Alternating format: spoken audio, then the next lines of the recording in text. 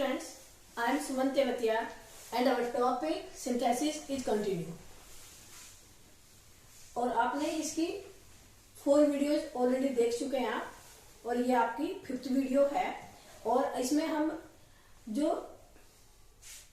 2 simple sentences को मिलाकर के एक सिंपल सेंटेंस बनाते हैं, उसमें आपको इसका 4th रूल है बाय यूजिंग नाउन और फ्रेज इन अपोजिशन। उसका यूज मैं आपको बताऊंगी कि किस कंडीशन में हम अपोजिशन का यूज करते हैं। ओके, तो सबसे पहले तो आप मीनिंग जान लीजिए कि अपोजिशन का मीनिंग क्या है। नॉर्मली बच्चों के कहने में अपोजिशन कहते ही माइंड में आता है opposition. It's not opposition, opposition नहीं है, यह APPOSITION अपोजिशन है, ये ओपोजिशन नहीं है। पहले तो ये माइंड में रख लीजिए बिल्कुल कि ये अपोजिशन है। और इसका मीनिंग क्या है कि इसका मीनिंग होता है साइड बाय साइड, यानी कि जस्ट बराबर में, बगल में, बराबर में। तो इसका मीनिंग तो आपको क्लियर हो गया, ठीक है। बस ये मीनिंग क्लियर हो गया तो आपको आगे इजीली समझ में आएगा। अब क्या होता है कि हम किस कंडीशन में इसका अपोजिशन का यूज करते हैं कि जब नाउन और फ्रेज होता है, तो जो नाउन होता है वो फ्रेज भी उसी सब्जेक्ट के बारे में होता है, और जो दूसरा सेंटेंस होता है उसका जो सेंटेंस का सब्जेक्ट होता है, दूसरे सेंटेंस का सब्जेक्ट भी पहले वाले सेंटेंस के का सब्जेक्ट ही होता है। यानी कि दूसरा वाला जो सेंटेंस हमारा स्टार्ट होता है उसका जो सब्जेक्ट होता है वो पहले वाले सेंटेंस का सब्जेक्ट ही होता है। तो ये होता है, तो कंडीशन 2 निकल करके आती है, वो मैं आपको बताऊंगी। यानी कि इसमें जो नाउन और फ्रेज एक ही व्यक्ति या वस्तु को शो करते हैं। कोई व्यक्ति भी हो सकता है, पर्सन भी हो सकता है, और कोई थिंग भी हो सकती है, कोई वस्तु भी हो सकती है। यानी कि उसका नाउन और फ्रेज एक ही व्यक्ति या वस्तु को शो करते हैं, ठीक है। फ्रेज, पहले फ्रेज क्या होता है? Phrase is a group of words, group of words होता है, और इनमें तो वो एडजेक्टिव का काम करता है एक तरीके से। तो ग्रुप ऑफ वर्ड्स होता है, उसे हम फ्रेज कहते हैं। यानी कि नाउन, फिर जस्ट बराबर में फ्रेज, और फिर आगे सेंटेंस हम करते हैं। इसमें ज्यादा रूल्स नहीं है, यही है। बस 2 चीज आपको ध्यान में रखनी है।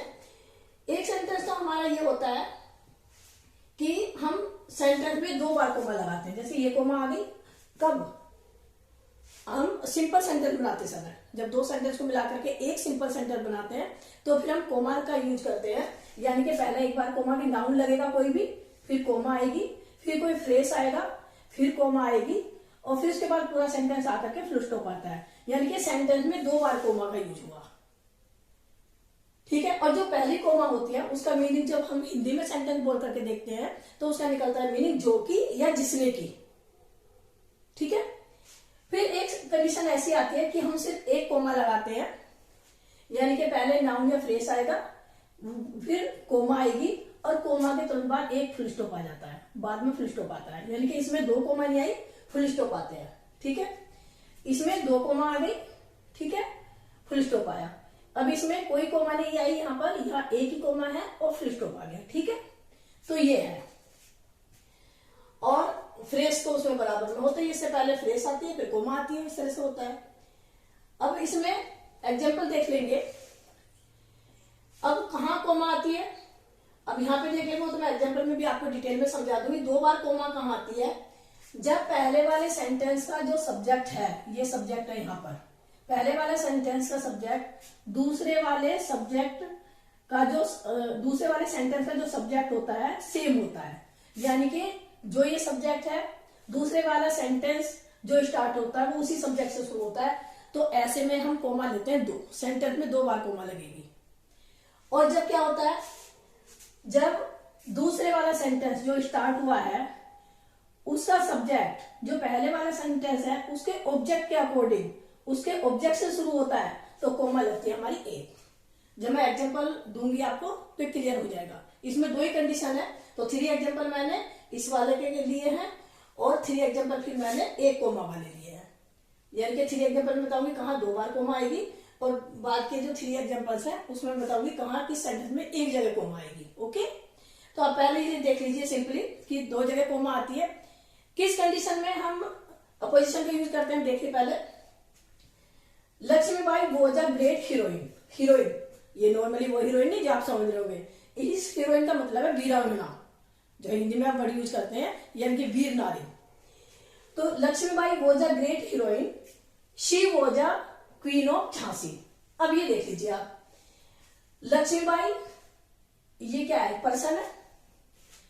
अ ग्रेट हीरोइन, अ ग्रेट हीरोइन भी किसके लिए कहा गया, लक्ष्मीबाई के लिए।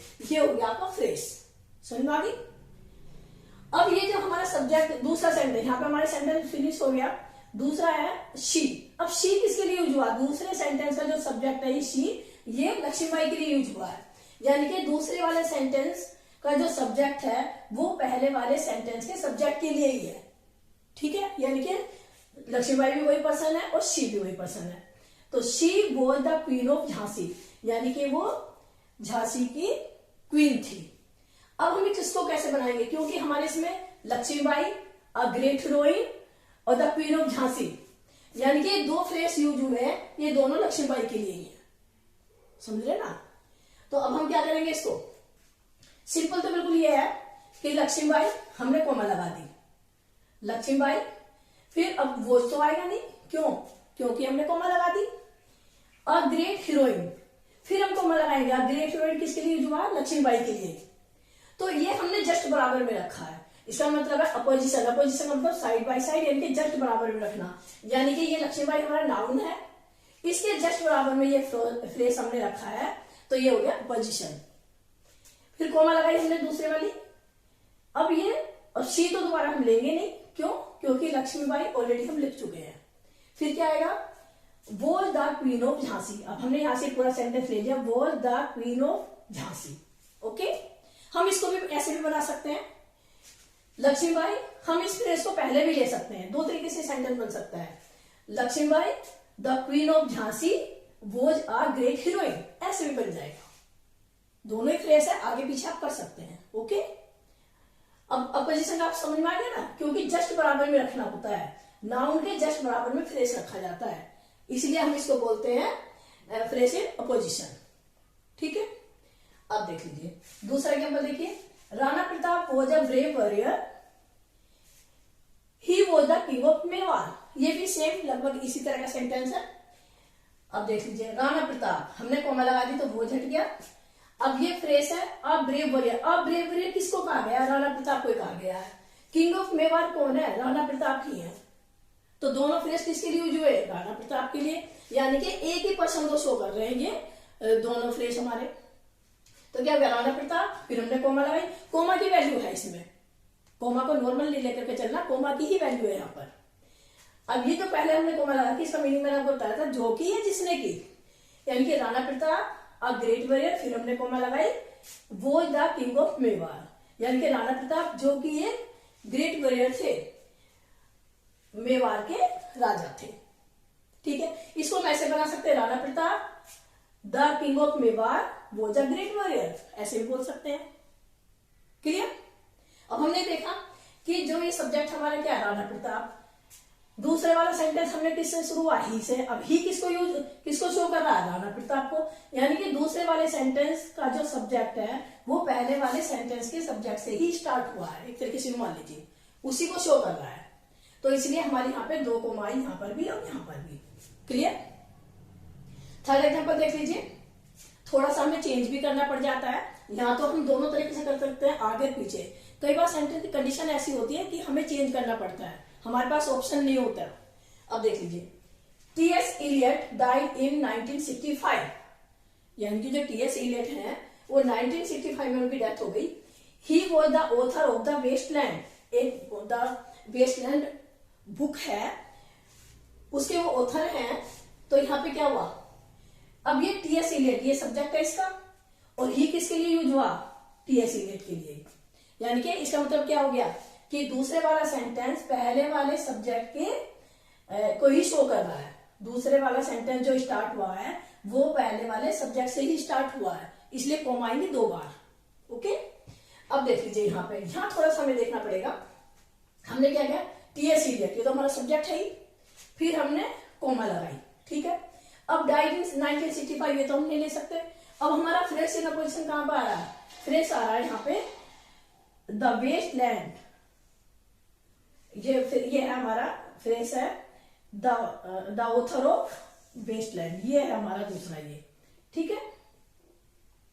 तो हमने क्या किया, द टीएस इलियट कोमा लगा दी, जो किया जिसने की, इसका मीनिंग है the author of the Wasteland, यानी कि the author of the Wasteland और टीएस इलियट एक ही है, यानी कि ये the author of the Wasteland ये टीएस इलियट का ही को ही शो कर रहा है, ये उसी का फ्रेज है, ओके।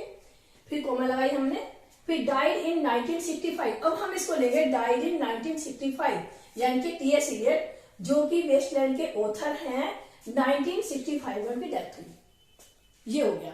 अब 3 एग्जाम्पल आपने देख लिए, इसमें 2 जगह कोमा लगी है, 2 जगह कोमा का यूज हुआ है, यानी कि पहले जस्ट नाउन के बराबर में और फिर बाद में फ्रेज के जस्ट बराबर में, यानी कि जो हमारा फ्रेज होता है उससे पहले भी कोमा लगी और उसके जस्ट बाद में भी कोमा लगी। एक रूल ये भी है, आप अच्छी तरह समझ सकते हैं, समझने का तरीका भी ये हो सकता है कि जहां हम फ्रेज यूज कर रहे हैं उससे पहले भी कोमा, यानी कि यहाँ पे नाउन यूज किया हमने, यानी कि फ्रेज से पहले भी कोमा और फ्रेज के बाद भी कोमा। अब यहाँ भी देखिए जो फ्रेज है यहाँ पे, इससे पहले कोमा, इसके बाद में कोमा, यहाँ फ्रेज है ये वाला, आप रेड करिए तो पहले भी कोमा और बाद में जस्ट बाद में कोमा।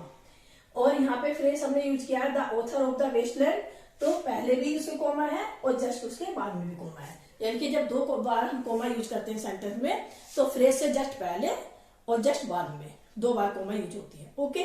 ये तो क्लियर हो गया आपको।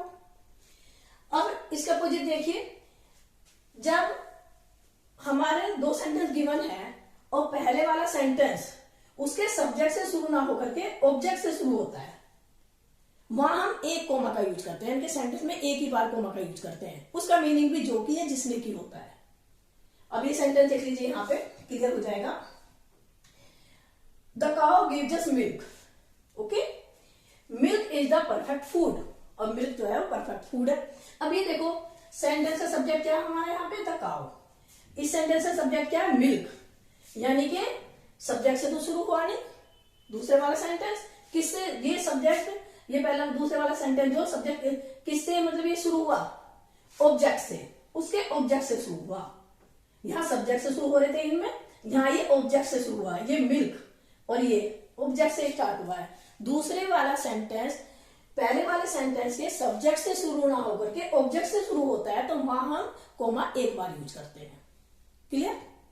अब देखो the cow gives us milk, पहले वाले सेंटेंस तो हमने एज इट इज लिखा, okay, the cow gives us milk, comma लगाइए एक बार, द परफेक्ट फूड। अब हम यहाँ पे मिल्क दोबारा नहीं लिखेंगे क्योंकि मिल्क ऑलरेडी हमारे यहाँ आ चुका। फिर इज का यूज नहीं करेंगे क्योंकि ये प्रेजेंट इंडेफिनिट पहले गिव्स हम यूज कर चुके, तो अब क्या करेंगे, कोमा लगा के द परफेक्ट फूड, ये होगा, यानी कि कोमा ये एक ही बार, यानी कि काऊ हमें दूध देती है जो कि एक परफेक्ट फूड है, इसका मीनिंग निकलेगा ये, ओके। फिर एग्जांपल देख लीजिए, Rahul Gandhi is the son of Sonia Gandhi, okay, she was an Italian lady, और वो एक इटालियन लेडी है। अब सबसे पहले इसमें सब यही देख लीजिए कि दूसरे वाला जो सेंटेंस है हमारा वो हुआ है शी है ये, तो राहुल गांधी है यहाँ तो सब्जेक्ट, तो यहाँ पे ही तो आया नहीं, यहाँ पे तो शी है, तो हमारा ये दूसरे वाले सेंटेंस का जो सब्जेक्ट है वो पहले वाले सेंटेंस के सब्जेक्ट से स्टार्ट ना होकर के बल्कि उसके ऑब्जेक्ट से स्टार्ट हुआ है, ऑब्जेक्ट से स्टार्ट हुआ है, ऑब्जेक्ट को शो कर रहा है, तो इसलिए यहाँ पे कोमा आएगी एक बार, ओके। अब देख लीजिए, Rahul Gandhi is the son of Sonia Gandhi, पहले वाला सेंटेंस तो ऐसे ही हो गया, फिर हमने यहाँ कोमा लगाई, ठीक है, एन इटालियन लेडी, फिर हमने ओनली एन इटालियन लेडी लिखा, क्यों, क्योंकि शी तो सोनिया गांधी हम ऑलरेडी पहले लिख चुके हैं, और हेल्पिंग वर्ब दोबारा आएगी नहीं क्योंकि यहाँ पे इज आ चुका है, फिर एन इटालियन लेडी, ओके। तो हमने एक ही बार कोमा लगाई क्योंकि इसका जो दूसरे वाला सेंटेंस है वो सब पहले वाले सेंटेंस के सब्जेक्ट से स्टार्ट ना होकर के उसके ऑब्जेक्ट से स्टार्ट हुआ है, यानी कि उसके ऑब्जेक्ट को शो कर रहा है, उसके ऑब्जेक्ट को दर्शा रहा है, ओके। अब लास्ट एग्जांपल और देख लीजिए, यही रूल है इसमें। दूसरा लास्ट एग्जांपल देखिए इसमें, film Padmaavat was directed by Leela Bhansali, okay. He is a famous director, और वो एक फेमस डायरेक्टर है, यानी कि फिल्म पद्मावत जो किससे डायरेक्टेड की, किसके द्वारा डायरेक्टेड हुई है, लीला भंसाली के द्वारा डायरेक्ट की गई है, और वो कौन है, एक फेमस डायरेक्टर है। अब ये देख लीजिए, जो दूसरे वाला सेंटेंस है उसका जो सब्जेक्ट है पहले वाले सेंटेंस के सब्जेक्ट से शुरू हुआ नहीं, यानी कि इसका सब्जेक्ट अलग है, इसका अलग है। अब ही किसके लिए यूज हुआ? लीला भंसाली के लिए। अब लीला भंसाली पहले वाले सेंटेंस का क्या है? ऑब्जेक्ट, यानी कि ये सब्जेक्ट को शो नहीं कर रहा है ही, बल्कि उसके ऑब्जेक्ट को शो कर रहा है। अब ऑब्जेक्ट को शो कर रहा है तो इसमें क्या कोमा एक ही बार आएगी, तो कैसे बनाएंगे? Film Padmaavat was directed by Leela Bhansali, ये तो पूरी लाइन हमने ऐसी लिखी। फिर हमने जस्ट कोमा लगा दी, हाँ पहले वाले सेंटेंस में फुल स्टॉप आ रहा है वहां हमने कोमा लगा दी। ही हम दोबारा यूज करेंगे नहीं क्योंकि लीला भंसाली ऑलरेडी हम लिख चुके हैं, और हेल्पिंग वर्ब भी दोबारा नहीं आएगी। फिर आएगी अ फेमस डायरेक्टर, यानी जो एक फेमस डायरेक्टर है, यानी कि फिल्म पद्मावत वो directed by Leela Bhansali a famous director. Comma यहाँ पे लगाई है। कोमा मैंने बताई थी कि जो पहली कोमा होती है, चाहे 2 बार कोमा यूज करें चाहे एक ही बार यूज करें, जो पहले वाली कोमा होती है वो उसकी मीनिंग होता है जो कि या जिसने की, यानी कि फिल्म पद्मावत जो है लीला भंसाली के द्वारा डायरेक्ट हुई, जो कि एक फेमस डायरेक्टर है। Okay students, I hope it is clear to you. Thank you very much.